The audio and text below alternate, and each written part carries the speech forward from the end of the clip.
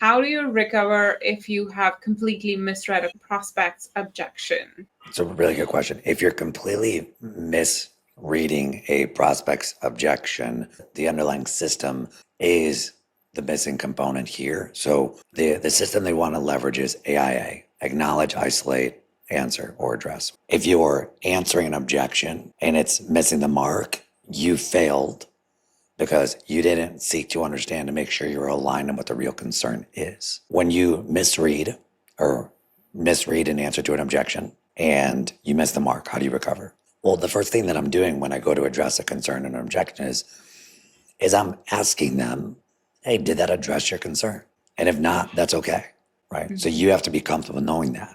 One of the mistakes that a lot of sales reps make is they get a question or a concern and then they just come over the top and they get aggressive, and they may not feel like they're being aggressive, but as the buyer, it feels like it's aggressive, right? So if someone says, hey, this seems a little expensive. It's like, well, no, it's not really that expensive because look at the value that we're bringing with you. You said yourself that if you implement our system and we train your team, you're going to double your close rate. So like the reality is it's not that expensive at all. Wouldn't you agree? Right. And you might feel like you're answering the objection, but you're just fighting them at this point. So it comes down to acknowledging that, seeking to understand like the real underlying concern is, because their concerns is, potentially valid, potentially not.